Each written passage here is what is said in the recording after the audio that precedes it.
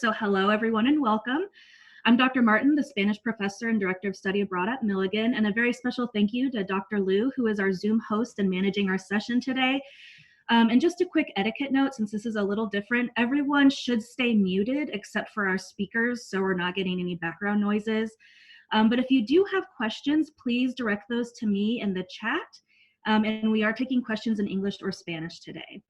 All right, so today is a very special day because our panelists are completing their mentored research requirements for their Spanish degree. Working with them and reading through their work, I was really impacted by how they have integrated their Christian education into their respective areas and are asking very big and very difficult questions of our world. They are reframing or revisioning, if you will, our cultural institutions by recentering marginalized topics and peoples in academic discourse, thereby problematizing the status quo, which I believe is our work to do as Christians. Hence, our session title today is A Vision Beyond, Christ-Centered Culture That Refuses the Status Quo. Today, we will hear about how the gaze defines us and our bodies through the study of Spanish literature, how we can reassess our relationship with heartbreak, and how the child welfare and immigration system interact in often destructive ways. First, we're going to hear from Maggie Booher. Some of you may know that the Spanish program is fairly new. It's about 4 years old, and Maggie was the first ever incoming freshman to declare a Spanish major, so I've loved having her in all of my classes these last 4 years. She has earned a BA in Spanish with a minor in Women and Gender Studies and Humanities. And next year, she's hoping to pursue her Master's of Education at Milligan for Spanish and ESL while teaching and getting paid. Or she's also thought about teaching English in Costa Rica. So I'm going to hand it over to Maggie. Her work is entitled Intrusive Gazes in Spanish Literature.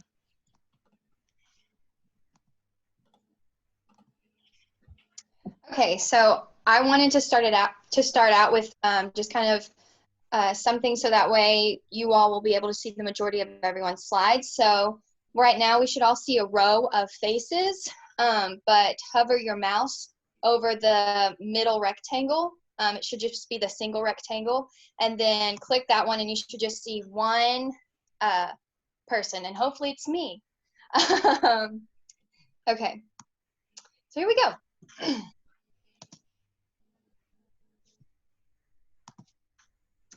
Hola a todos, estoy presentando sobre mi tesis, Las miradas intrusivas en la literatura española. Escribí sobre esta idea por razones diferentes. La primera es una pregunta a todos.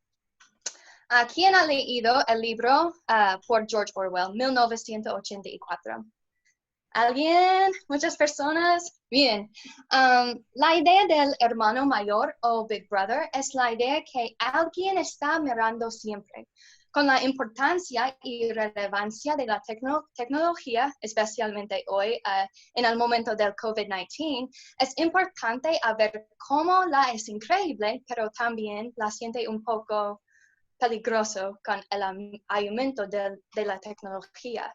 Y la segunda razón es que la acción de la mirada es una acción que han sido explorados por muchos años antes del tiempo de nosotros, y también será una acción muchas personas explorará en el futuro. En mi tesis, yo escribí sobre dos cuentos cortos en dos épocas que son muy diferentes. En el siglo XVI, en un cuento corto por Miguel de Cervantes, El celoso extremeño, y también en el siglo XX con el cuento corto por Jorge Borges, El jardín de senderos que se bifurcan.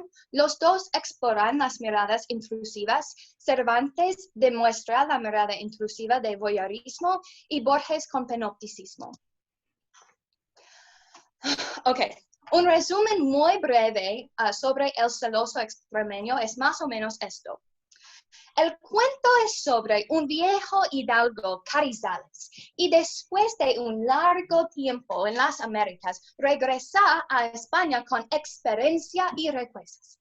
Estas riquezas le causarán la gran ansiedad sobre dónde permanecerá su riqueza y legado después de su muerte. Encontró esta riqueza en la bella pero pobre joven Leonora. Su admiración y deseo por su joven novia tuvo un costo de celos por Carrizales, un celos que hicieron que Carrizales le llevara a Leonora a su casa y no le permitiera irse. Leonora sí, ni siquiera podría ver a sus padres. La única excepción a esto fue durante la misa. Ese fue el caso hasta que Loaysa entró en el cuento con el deseo de que Leonora se acostara con él. A través de un plan de manipulación, Loaysa se cuela en la casa de Carrizales y lentamente se enamora con Leonora hasta un punto de drogar a Carrizales para que puedan estar juntos. Leonora rechaza la solicitud de sexo de Loaysa, no obstante, y terminan la discusión dormidos en la misma cama. Todo está bien hasta que Carrizales se despierta y encuentra Loaysa y Leonora durmiendo juntos. Y un poco después muere de dolor. Carrizales muere al pensar que Leonora se acostó con Loaysa y Leonora nunca le dice que ella se mantuvo leal a él y más bien se envía a sí misma a un convento. Y los lectores nunca reciben una respuesta clara sobre lo que sucede después. Y es un cuento un poco complicado, pero es una buena representación sobre voyeurismo. Pero, ¿qué es voyeurismo? En su artículo Visual Pleasure in Narrative Cinema, Laura Mulvey explora la mente psicoanalítica del voyeur y el acto del voyeurismo. El voyeurismo toma el acto de mirar a una cosa, típicamente una mujer, y encontrar placer sexual en la acción de la mirada. La persona que está mirando está fixated into a perversion, producing obsessive voyeurs and peeping toms whose only sexual satisfaction can come from watching in an active controlling sense of an objectified other. El otro que Mulvey discute muchas veces es la mujer. Las mujeres en este artículo tienen dos propósitos: el papel como un objeto erótico en exhibición para los personajes del cuento y como un objeto erótico para el espectador en la audiencia o los lectores. Hay una tensión cambiante entre las dos miradas, entre los personajes y también los lectores del objeto erótico, es la mujer. Cervantes usa la mirada tradicional, el hombre como el voyeur y también la mujer como el objeto, pero también Cervantes cambia los papeles de la mirada y que permite a las mujeres en su cuento para realizar la mirada activamente. Y así que un breve resumen sobre el jardín de senderos que se bifurcan. Borges cuenta la historia desde la perspectiva del Dr. Yutsun, quien es chino y enseña inglés, vive en Inglaterra y es un espía alemán durante la Primera Guerra Mundial. El cuento comienza con Dr. Yutsun huyendo de Richard Madden, un soldado de Inglaterra, y quien descubrió él, Dr. Yutsun, es una espía por Alemania. Y Yutsun sabe que lo matarán y debe darle la ubicación de la ciudad secreta que tiene las armas británicas a su jefe en Alemania. Madden casi atrapa a Yutsun cuando Yutsun acude al Dr. Stephen Albert, un sinólogo. Una vez que encuentra a Albert, Yutsun identifica a su antepasado como el gran líder gubernamental de la provincia de Yunnan, Sui Pen. Sui Pen había dejado su posición en el gobierno para escribir una novela intrincada y también para crear un gran laberinto, pero fue asesinado mientras escribía su novela. Albert explica que Sui Pen creó una novela que expandió el tiempo. Dice que esa trama de tiempos que se aproximan, se bifurcan, se cortan o que secularmente se ignoran, abarca todas las posibilidades. Yutsun ve a Madden acercarse y en un instante mata a Albert. Madden arresta a Yutsun por espionaje y en la mañana que la ciudad secreta apareció en las noticias para que los alemanes la conocieran, su misión, la misión de Yutsun, estaba completa y la ciudad secreta era Albert. Y parece que cada personaje necesita buscar por el peligro siempre. Y es el sentimiento con la otra mirada intrusiva, panopticismo.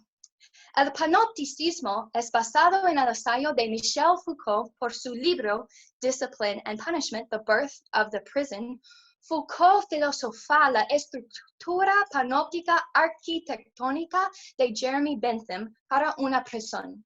En esta estructura hay un edificio fijo en el centro con una torre de vigilancia y una pared exterior o caparazón que ocupan los prisioneros. En esta estructura, la torre de vigilancia puede vigilar a todos los ocupantes en todo momento, pero los ocupantes nunca saben quién o dónde alguien los está mirando, solo que están siendo observados.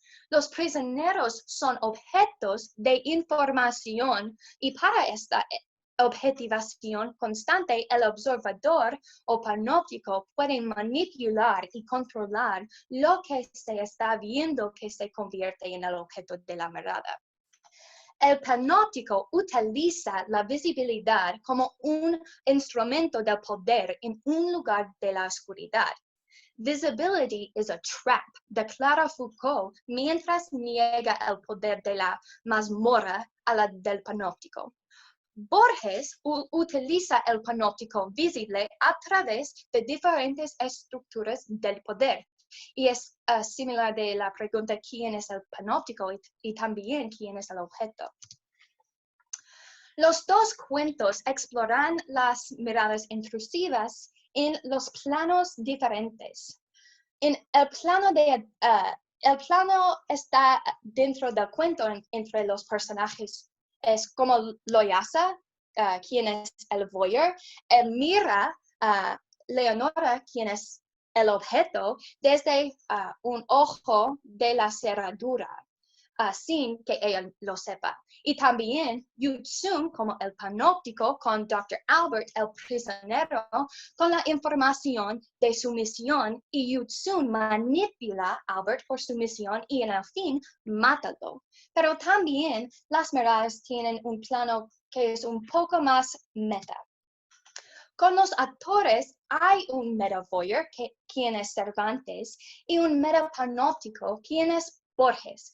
Ambos actores controlan la información, los personajes en el cuento y también los lectores saben. Nosotros, como los lectores, somos los objetos de las miradas de los actores. Nos quedamos con muchas preguntas con finales inseguras porque somos fragmentados en las manos de los actores. Y cómo los actores controlan la información por los personajes y los lectores son en el uso del laberinto. La estructura del laberinto es similar de la estructura del Prison de Jeremy Bentham. Los dos cuentos tienen una forma de laberinto. Cervantes con la estructura de la casa de Carrizales.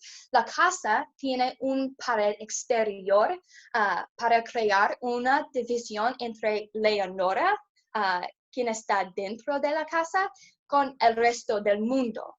También Borges, con la novela de Sweet Hen, la novela no tiene una trama lineal, pero es como un juego de la rayuela o hopscotch, y creando infinitas posibilidades de la trama. Y también el jardín es un laberinto físicamente. Y los dos son instrumentos de los actores para usar y crear las miradas de donde nosotros somos los objetos. Y en conclusión, las miradas intrusivas crean un espacio donde nadie está libre. Los personajes, Los lectores, nadie. Y ambas miradas manipulan los personajes y los lectores por el poder. Voyeurismo con la fragmentación del objeto por el placer del voyeur y el panóptico con la controlar del prisionero sin que el prisionero lo sepa. Todo es por el poder y poder está mirando siempre.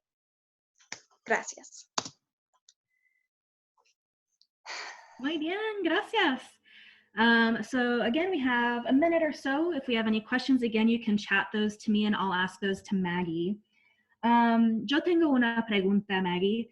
En tu trabajo escrito también hablas de las mujeres, Leonora, y también las otras trabajadoras y cómo invierten la mirada. ¿Puedes explicar un poco la importancia de esto?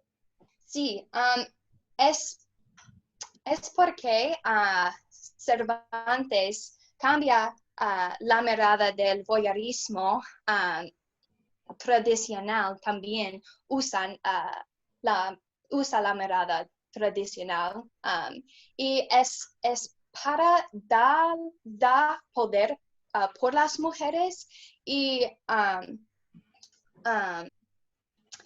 para crear una pregunta de quién tiene el poder entre las dos personas. Gracias. ¿Alguien más? Anybody else? All right. So we will continue on. Thank you, everybody. Next, we will hear from Sarah Douglas. And just a little bit about her. She came to me very doubtful of her skills in Spanish, but very excited and passionate about the language. Now she's ended up majoring in the language and has even lived and studied abroad in Spain. She has earned her Bachelor's of Science in Exercise Science on the pre-professional track and a Bachelor's of Arts in Spanish. She will be in a couple of weeks, I believe, starting her Master's of Physical Therapy at Radford University in Virginia. The title of her work is Curación de la congoja, la ciencia de por qué duele y cómo recuperarse. All right, Sarah. So I think we can mute Maggie and unmute Sarah. See.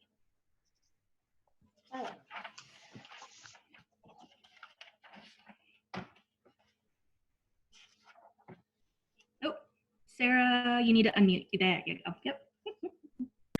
La vida es llena de muchas experiencias muy ricas, de comprar una casa a obtener un trabajo, a enamorarse. Estas experiencias dan la vida la sustancia. Sin embargo, ¿qué ocurre cuando estas experiencias van malas? La gente considera la congoja como una experiencia universal. Aunque es verdad que la mayoría de las personas van a sentir congoja, la representación que la congoja es universal puede ser perniciosa a la recuperación de congoja. Por ejemplo, muchas de las representaciones de congoja en los medios muestran niñas pequeñas llorando en una almohada. Esto da la impresión que el dolor de la congoja y los sentimientos que derivan de ello no es nada y muestra que el dolor es débil.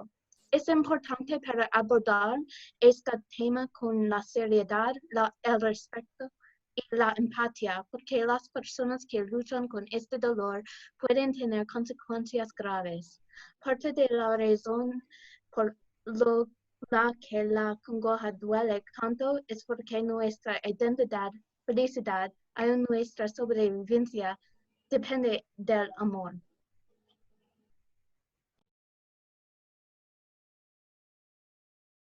El sistema de la atracción, la lujuria y el compromiso tiene razones evolutivas que se hacen tan poderoso y en algunos casos doloroso. Por lo tanto, cuando una pareja se termina, es un asunto de la sobrevivencia. Los psicólogos que estudian la evolución se dan cuenta de que el rechazo de una pareja romántica es tan doloroso porque el impulso humano intrínseco es para promocionar la especie. Cuando hay un rechazo, estos psicólogos creen que hay una alarma interna que nuestra ADN va a desaparecer si nosotros no hacemos algo. De esta información, las personas pueden ver que el dolor de la congoja se origina de los genes humanos. Nuestra evolución no solo predice el dolor de una congoja. Por ejemplo, Helen Fisher condujo un estudio que encontró que la mente del humano tiene una adicción al amor. Ella dice, it's a wonderful addiction when it's going well, and a perfectly terrible one when it's going poorly. You feel a real intense craving. El amor depende del sistema límbico en la mente. Este sistema cuenta con los sentimientos que de la confianza, la creencia, el placer y la recompensa para funcionar. Es sensato que, porque el amor provoca la motivación y la recompensa similar a una adicción a las drogas, la recuperación es muy difícil y tiene los síntomas como esos de la abstancia de drogas. Guy Winch, un psicólogo que estudia la congoja, dice, brain studies have shown that the withdrawal with romantic love activates the same mechanisms in our brain that get activated when addicts are withdrawing from substances like cocaine or opiates. Los síntomas de esta abstancia de los neurotransmisores incluyen un estado de aumentado la ansiedad y la preocupación. También una relación actúa como un regulador. Parejas se acostumbran a una vida llena de las rutinas que están vinculadas con su persona. Cuando una separación ocurre, hay una sensación de pérdida, una pérdida de las señales como estás en el sueño, la comida y la actividad. En la historia de los humanos, la sobrevivencia de los humanos depende de otros humanos.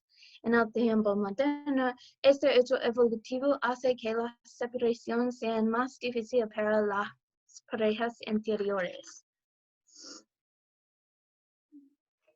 Guy Winch dice, heartbreak shares all the hallmarks of traditional loss and grief: insomnia, intrusive thoughts, immune system dysfunction. 40% of people experience clinically measurable depression. La lucha de congoja puede causar muchas dificultades, más que la gente típicamente se asocia con una separación. Algunos ejemplos son el insomnio, el síndrome de la congoja, la depresión y el suicidio. Muchos de los estudios que miran a los efectos de los términos de las relaciones estudian la pérdida por la muerte. Aunque la muerte es diferente que una separación, Lopez Quintero discute. Though the beloved is not dead, they continue existing. They do not exist for the grieving party. It seems unprincipled to deny that some people experience breakups in this way. Whether or not the person is actually dead appears to have little bearing on the emotional pain experienced. Perceived losses count just as much as actual ones. Así que es muy importante para el señor de congoja, pero ¿cómo? Para la recuperación de las separaciones, es muy importante recibir apoyo de otras personas. Las personas que habían experimentado una separación necesitan expandir sus círculos sociales, cambiar sus rutinas y tener una persona con quien hablar. También no puede tener confianza en cómo nuestros cerebros quieran sanar. Las intrínsecas pueden ser engañosas. When your heart is broken, the same instincts you ordinarily rely on will time and again lead you down the wrong path. You simply cannot trust what your mind is telling you. Las personas no saben que el amor puede ser una adicción. Las personas con problemas de las drogas saben cuando ellas participan con su droga, pero aquellas con problemas del amor no lo reconocen. Porque esto es importante para no ruminar en la pareja interior. Para personas que quieren recuperar de la congoja, ellos necesitan hacer una lista en sus móviles o algo accesible que enumere el malo de la relación. Personas atienden a recordar el bueno en una relación, pero para recuperar, ellos necesitan recordar el malo. Cuando el cerebro de la persona con congoja comienza a idealizar su pareja interior, mira a la lista para recordar la realidad de la relación. Aunque la mayoría de la gente necesita tomar tiempo para recuperar de una relación, algunas personas requieren más tiempo y trabajo para la recuperación. También terapia de hablar o escribir en un diario. El tema del amor y la separación es complicado. Como una especie social, los humanos dependieron del amor y el compromiso para sobrevivir y procrear. Entonces es comprensible que el amor es construido en los cerebros de los humanos. Cuando hay una separación de una persona amada, la congoja puede extender a los corazones, los sueños y los pensamientos despiertos. Por lo tanto, la recuperación debe luchar contra este instinto humano. El proceso puede ser difícil, pero hay maneras para hacerlo más fácil. La reducción de rumanización, la mejora de la autoestima y el desarrollo de un concepto de una sin una pareja. Con ayuda y apoyo de otros y la paciencia con uno mismo, la recuperación es posible.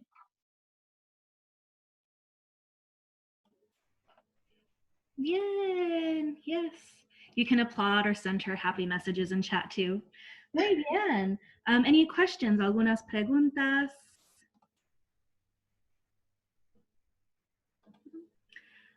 Yo tengo una pregunta, Sara. ¿Qué te sorprendió de tu investigación? Probablemente no he pensado sobre una relación actual como un regulador. Así que cuando leí eso, fue muy interesante y muy válido. Y también la condición sobre el corazón, porque he pensado que es una cosa emocional, pero es físico, es una condición muy física, muy interesante. Sí. Muy bien, yeah, definitely a different perspective on heartbreak, not just the emotional, but the physical impacts. Muy bien. Anyone else? All right. Finally, we will hear from Emma Timmons. She just got married, so you may find her as Emma Ellis in our description of our session today.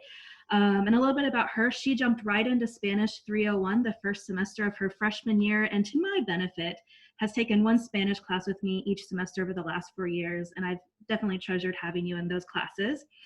She has earned a Bachelor's of Science in Social Work and a BA in Spanish, and she will be continuing on to her Master's of Social Work with a concentration in evidence-based interpersonal practice at the University of Tennessee in Knoxville. The title of her presentation is The Intersection of the Child Welfare and Immigration Systems.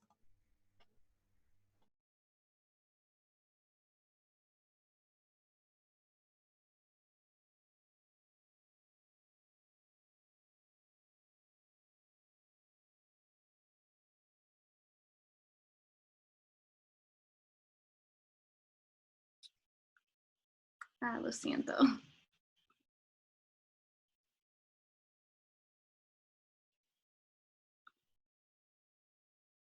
Okay.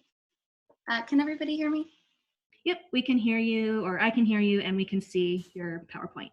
Okay, sorry about that. Hola, me llamo Emma Timmons y hoy vamos a hablar sobre la intersección del sistema de bienestar infantil y inmigración. O para mis amigos que hablan inglés, the intersection of the child welfare and immigration systems. Entonces, para el principio quiero dar un poco de un fondo de estos problemas. Cada año, miles de inmigrantes entran a los Estados Unidos en busca de una oportunidad de mejorar sus vidas. Pero desafortunadamente, el clima político ha creado una atmósfera de opresión y discriminación contra estos grupos inmigrantes y también contra sus niños. Con cada persona que se deporte o detiene, hay una familia que está separada.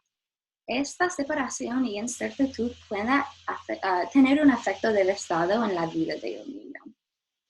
Para los niños quienes quedan y entran al sistema de cuidado de crianza, va a tener muchos retos en sus vidas. Esa población de niños involucrados en los dos sistemas complicados de cuidado de crianza y inmigración son uno de los grupos más vulnerables en este país. Hoy vamos a hablar sobre los problemas de estos dos sistemas, los retos de ellos, el efecto psicológico que este tiene y reformas para el futuro. Okay, vamos a empezar. Primero, los problemas. Hay problemas en ambos el sistema de bienestar infantil y inmigración. Estos problemas, en combinación con los retos que inmigrantes ya tienen en los Estados Unidos, crean muchas dificultades para ellos, quienes son afectados de los dos sistemas. Hay un problema con permanencia. Permanencia es la meta básica de este sistema, es de obtener un hogar permanente para un niño que entra al sistema. Pero cada año 20,000 niños salen de cuidado de crianza sin un hogar permanente positivo. Este problema tiene muchos efectos negativos en las vidas de estos jóvenes vulnerables. Por ejemplo, un estudio encuentra que niños que pasan de edad del cuidado de crianza tienen fewer educational and employment opportunities, homelessness, early pregnancy, lack of access to healthcare, and greater involvement in the criminal justice system compared to their peers who were not in foster care. Entonces, esto es un problema muy grande y muy importante. Hay muchos problemas que contribuyen a esta falta de permanencia. Pero los que son más importantes son el gran número de casos, trabajadores sociales abrumados y tribunales sobrecargados. Cuando esas familias están involucradas con el sistema de inmigración, hay más complicaciones además de estos problemas. Muchos de los administradores de casos no tienen conocimiento suficiente sobre el sistema de inmigración. Además de esto, las familias inmigrantes tienen retos muy únicos en comparación con otras familias. Y este número de familias está aumentando cada año.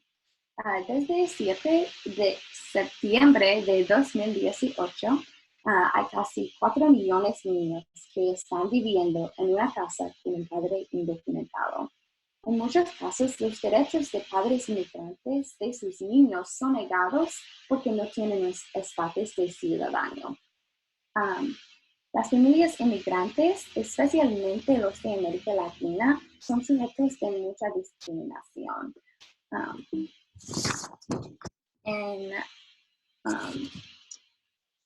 Un artículo de Carolyn Baja, ella habla sobre la idea de triple segregation, o como mi traducción, segregación triple.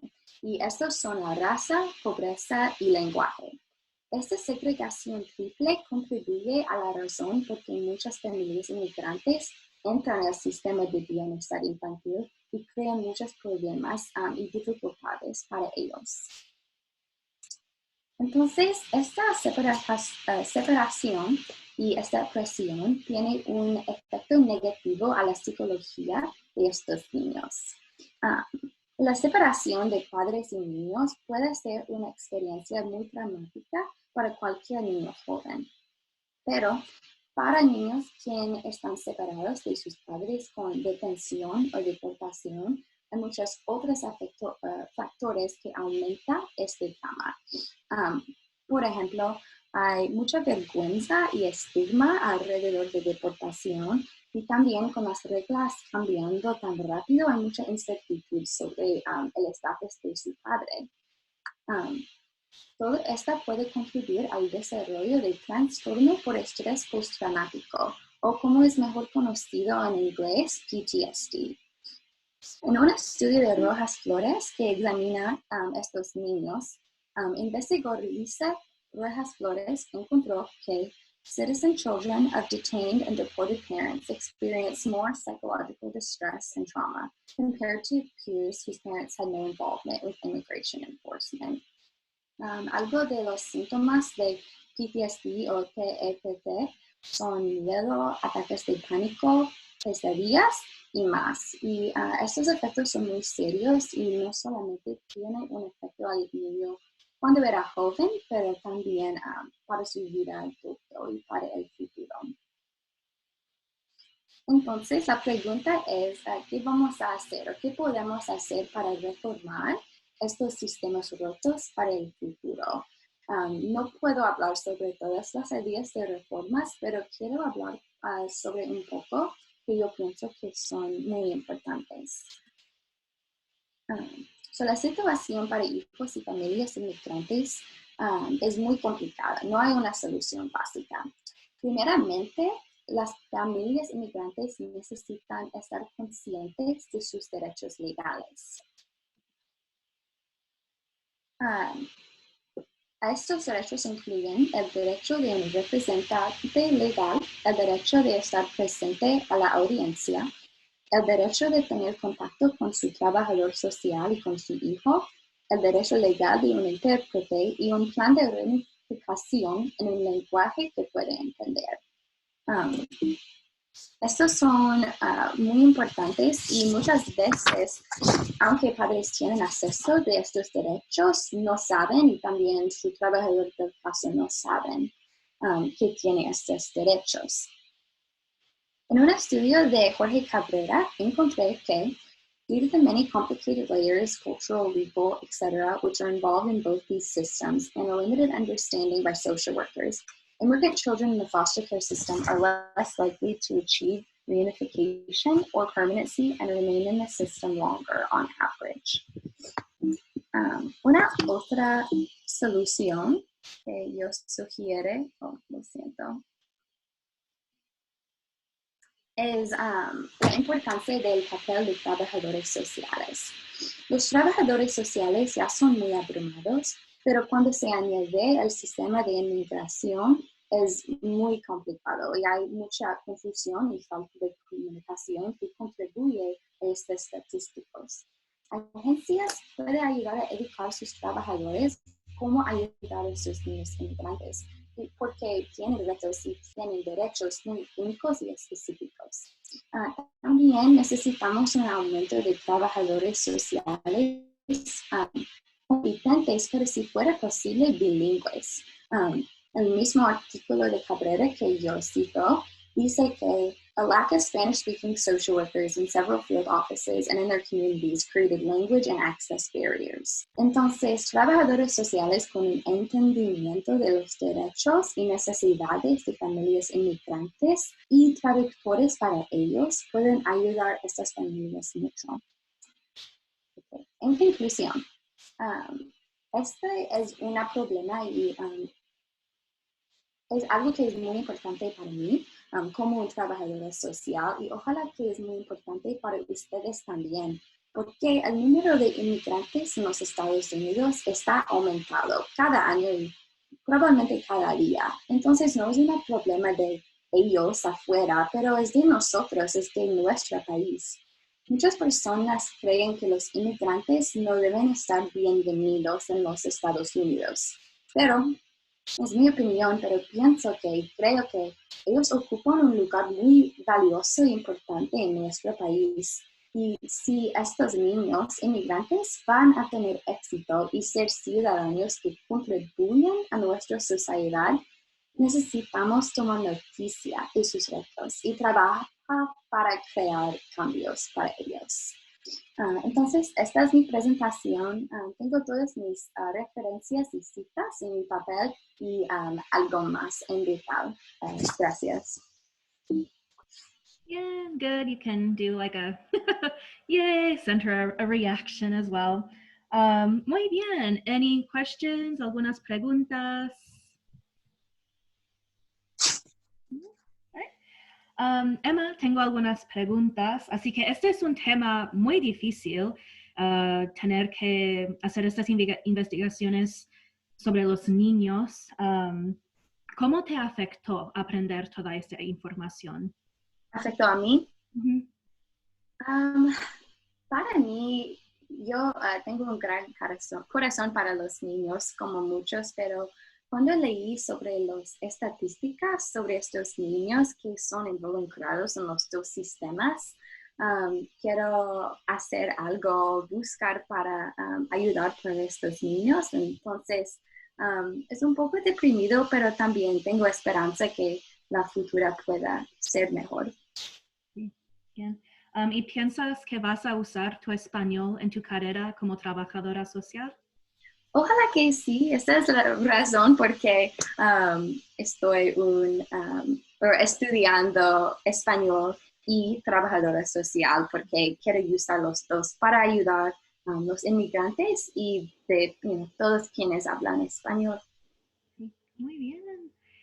Lovely. So I am just going to open it up if anybody wants to ask questions. I'll try and wrap it up in about another 5 minutes if you want to catch another session. We own it. Like our water bill's $50. Like our electric bill's $100. Like a lot of bills going. We're saving so much money.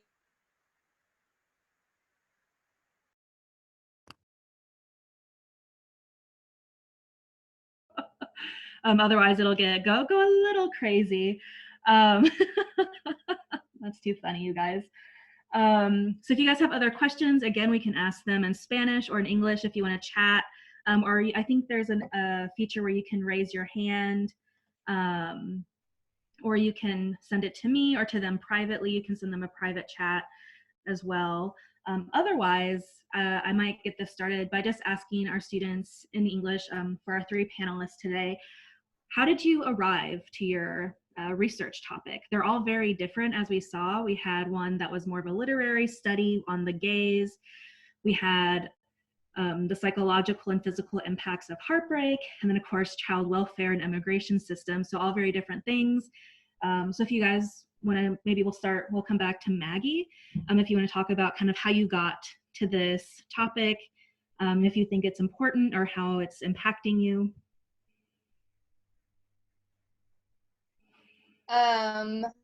So I decided so I got interested in the gaze when last year, I think, maybe, we had this class called 312, which is Spanish literature, and we read Cervantes' El celoso extremeño. And it was just so interesting how power dynamics are created and destroyed by who's watching who. And I'm the person that when I use the bathroom, I'm like, hello to the person that's watching me on my screen. So I've always been really I don't know, I think the idea of someone watching the other person is definitely an act of power the majority of the time. And I didn't actually know anything about panopticism until I was talking to Dr. Martin. The part about voyeurism I wrote about for my final paper for that class, but she kind of challenged me to go into something deeper. And then when I studied abroad in Spain, we read El Jardín de Senderos que se bifurcan, and it was just interconnected, and there were so many different layers to it, and a lot of that had to do with like someone watching another person without that other person knowing, because they had this like power agenda. And so whenever I tied that into panopticism and the idea of someone watching another person without them knowing, and because they don't know that, but they know that they're being watched, they could control and manipulate their actions. I just thought that was something that was so interesting, and we can kind of see that in today's society, just like different ways our technology is being used, and it kind of raises questions. And oftentimes with both of them, the ways that it's being done is through fragmentation of our bodies. So yeah. Thank you. Sarah, do you want to say anything about how you got to this point in your research? Well, I had recovered from anorexia, And then I went through heartbreak, and I really didn't understand why it was hurting me so much, because with anorexia it was easier to say because I was on like death's doorstep, like, oh, that's why I need to recover. But when it's because of another person, when I'm strong, you know, I was strong enough to recover from anorexia, why on earth am I hurting so much from another person? And I needed answers because I was really frustrated with myself and why I was hurting. And so, Dr. Martin, you know that my topic jumped around, but really it was a personal project for me because I was going to do it because I needed to know why, but doing it in Spanish presented another challenge. Mm-hmm. Yeah. And just so everybody knows, all of our panelists also wrote a 20-page research paper in Spanish on their topics. So this is the presentation aspect, but they also did the writing. So yes, we should all be very proud of them for that big, big feat. Thank you, Sarah. Emma, do you want to say something about how you've gotten, or how you got to your research? Yeah, well, like I said in Spanish, but I'll kind of like repeat for English. I'm studying Spanish and social work, and so like one of the populations that's really on my heart is kids in the foster care system. That's a population I want to work with, hopefully, but also because I love Spanish and I speak Spanish. The Spanish-speaking population is also really close to my heart, and so I don't exactly remember how I got to this specific like thesis and topic, but I was just kind of researching things around the foster care system in general and just found a lot of really alarming statistics about the kids that also were immigrant children or whose parents were immigrants. And so I decided I kind of wanted to look into that further, and I hope that it's really going to help me in my future career, because I did learn a lot, and I did learn that as social workers, we need to be more aware of the populations such as these in our community, which are being underserved. So, yeah. And I've read your paper several times, but every time you say those numbers, I don't know if anyone else saw me, but I was like, oh. But yeah. The 20,000 kids, was that each year? Every year. Yeah, a stable permanence, which is really, I mean, alarming. That's thinking about those kids, you know, graduating, or if you so to speak, out of the foster care system with really nobody to support them, with no family, and it really shows in the statistical outcomes of them. So yeah. And then the other one, like the 4 million children in the US have an undocumented parent and home right now, and so if they get deported, right, then that child is more likely to go into the foster care. So yeah, it just unravels a whole issue. So yeah, every time I know the numbers because I've read your paper, but every time I'm just like, oh, me too. It's what breaks my heart. So well, and that's a good thing, right? I think the moment where we aren't impacted by that, then it's probably time to move on to something else. So but again, if we have another couple minutes, if any of you would like to ask a question via the chat, or maybe if you want to like send me a message and we can unmute you if you want to talk to them personally, or you can type them a happy message in the chat. You can chat everyone.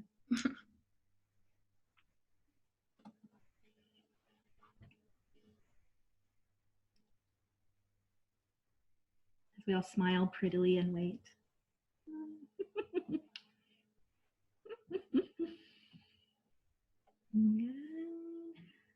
All right. Well, I think we will wrap that up here. So that way, if you guys want to go on to another session, if you need to, you are welcome to do that. But thank you all for coming today, or coming virtually, attending our session in Zoom.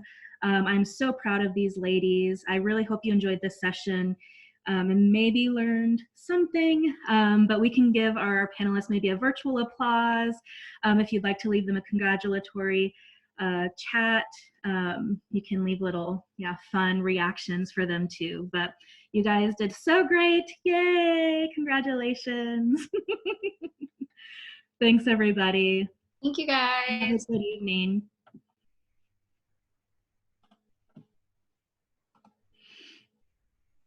Yay, good job.